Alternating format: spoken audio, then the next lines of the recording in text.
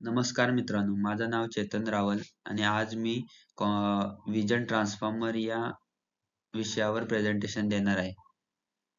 तर चला सुरुवात करूया. विजन ट्रान्सफॉर्मरची गरज का आहे हे समजून घेऊन. अनेक दशकांपासून कॉन्व्होल्युशन न्यूरल नेटवर्क किंवा CNN ने कॉम्प्युटर विजनवर वर्चस्व गाजवले आहे. परंतु त्याच्या काही मर्यादा आहेत. प्रथम, CNN मध्ये मजबूत इंडक्टिव्ह बायसनेस आहेत. ते असे गृहीत धरतात की जवळचे पिक्सेल्स संबंधित आहेत. यामुळे नवीन डोमेन्समध्ये जनरलाइज करण्याची क्षमता मर्यादित होते. दुसरे, CNN मध्ये सुरुवातीच्या लेयर्समध्ये रिसेप्टिव्ह फील्ड्स आहेत, म्हणजे ते सुरुवातीला इमेजचा फक्त छोटासा भाग पाहू शकतात. तिसरे, इमेजच्या दूरच्या भागांमधील लॉंग रेंज डिपेंडन्सीज कॅप्चर करण्याचे अडचणी येतात. दरम्यान, नॅचरल लँग्वेज प्रोसेसिंगच्या क्षेत्रात ट्रान्सफॉर्मरने उल्लेखनीय यश मिळवले. ते सेल्फ अटेन्शन मेकॅनिझम वापरतात जे ग्लोबल कॉन्टेक्स्ट कॅप्चर करू शकतात. मोठ्या डेटासेटसह उत्तम प्रकारे स्केल होतात आणि विविध लँग्वेज टास्कवर स्टेट ऑफ आर्ट परिणाम साध्य केले आहेत. हे सर्व कोणत्याही मजबूत आर्किटेक्चर अझम्पशन शिवाय आहेत. या आशामुळे एक महत्त्वाचा प्रश्न उद्भवला: कॉन्व्होल्युशन लेयर न वापरता कॉम्प्युटर विजन मध्ये ट्रान्सफॉर्मर वापरू शकतो का? विजन ट्रान्सफॉर्मर हाच प्रश्न सोडवण्याचा प्रयत्न करतात.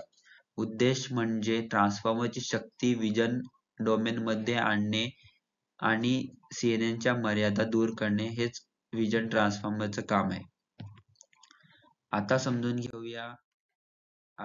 घेऊया की विजन ट्रान्सफॉर्मर नक्की काय आहे. विजन ट्रान्सफॉर्मर, ज्याला सामान्यतः VIT असे संक्षिप्त केले जाते, ही एक डीप लर्निंग आर्किटेक्चर आहे जी ट्रान्सफॉर्मर मॉडेलला थेट इमेज क्लासिफिकेशन साठी वापरते.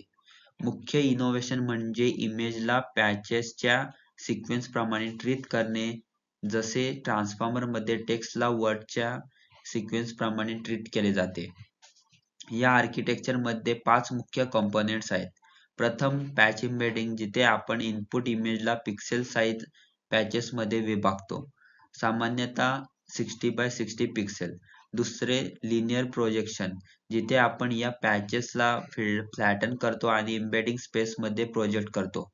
तिसरे, पोझिशन एम्बेडिंग, जे मॉडेलला स्पॅटियल रिलेशनशिप समजून घेण्यासाठी लर्नेबल पोझिशन इन्फॉर्मेशन ऍड करतात.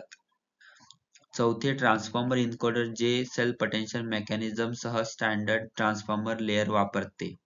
आणि शेवटी, क्लासिफिकेशन हेड, जे फायनल प्रिडिक्शन तयार करणारे MLP हेड आहे. आता विजन ट्रान्सफॉर्मर प्रत्यक्षात कसे काम करते हे सविस्तरपणे समजून घेऊया. मी हे स्टेप बाय स्टेप प्रोसेस द्वारे समजून सांगेन. एकूण आर्किटेक्चर एका स्पष्ट पाइपलाईनला फॉलो करते. आपण एका इनपुट इमेज पासून सुरुवात करतो, सामान्यतः 224x224 पिक्सेल्स 3 कलर चॅनलसह. ही इमेज पॅचेस मध्ये विभागली जाते. 16x16 पॅच साइजसाठी आपल्याला 14x14 पॅचेस मिळतात. एकूण 196 पॅचेस. प्रत्येक पॅच फ्लॅटन केले जाते आणि ते फ्लॅटन 768 डायमेन्शन एम्बेडिंग स्पेस मध्ये लिनियर प्रोजेक्शन केले जाते. आपण पोझिशन एम्बेडिंग आणि CLS टोकन नावाचे विशेष क्लासिफिकेशन टोकन ऍड करतो. हा सिक्वेन्स ट्रान्सफॉर्मर इन्कोडर मधून जातो, सामान्यतः 12 लेयरसह.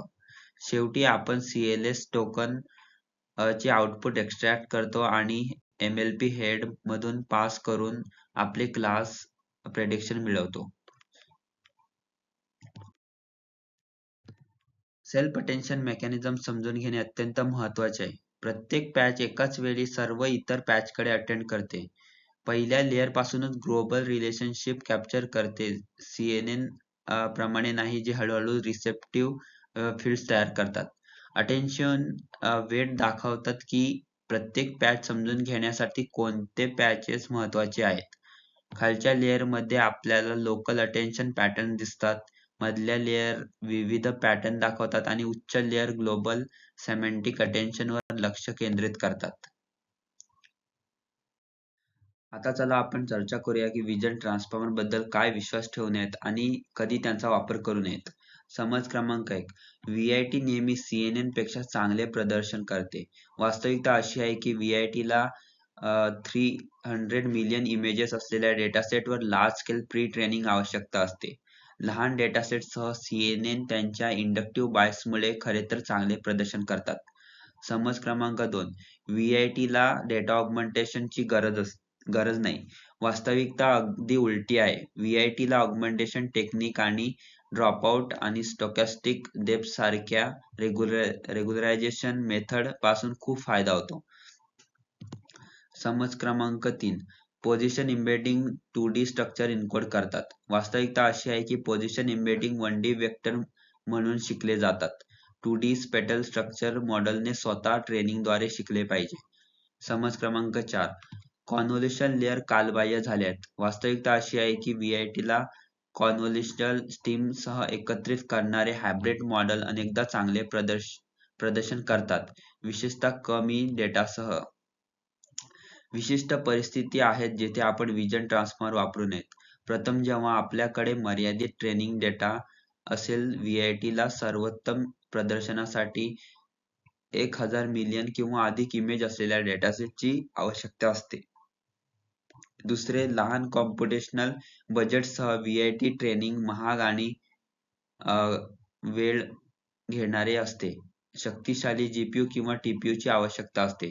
तिसरे, रिअल टाइम ॲप्लिकेशनसाठी इंटरफेस मोबाईल नेट किंवा एफिशियंट नेट सारख्या इफिशियंट CNN पेक्षा स्लोवर असू शकते.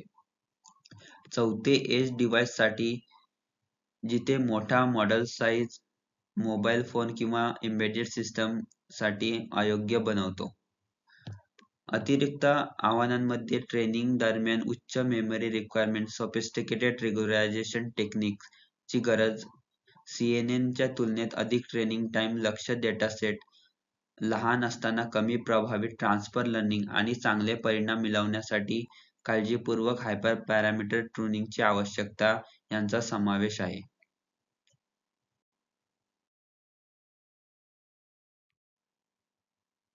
तर चला सारांश काढूया की आज आपण विजन ट्रान्सफॉर्मर बद्दल काय शिकलो.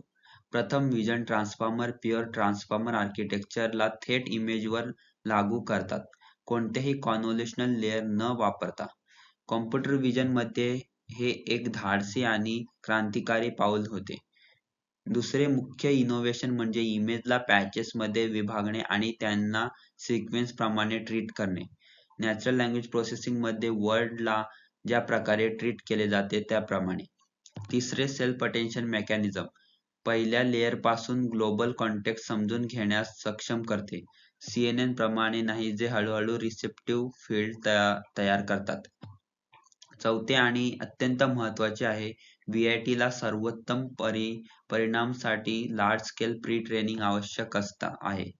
मॉडेलला खरोखरच CNN पेक्षा चांगले प्रदर्शन करण्यासाठी शेकडो मिलियन इमेज पाहणे आवश्यक आहे. डेटा रिक्वायरमेंट आणि कॉम्प्युटेशनल इफिशियन्सी यांच्यातील हा ट्रेड ऑफ आहे. पाचवे, शक्तिशाली असूनही विजन ट्रान्सफर मध्ये आव्हान आहेत. त्यांना लक्षणीय कॉम्प्युटेशनल रिसोर्सेस, मोठे डेटासेट आणि काळजीपूर्वक ट्यूनिंग आवश्यक आहेत. आपण सर्वांचे खूप खूप आभार.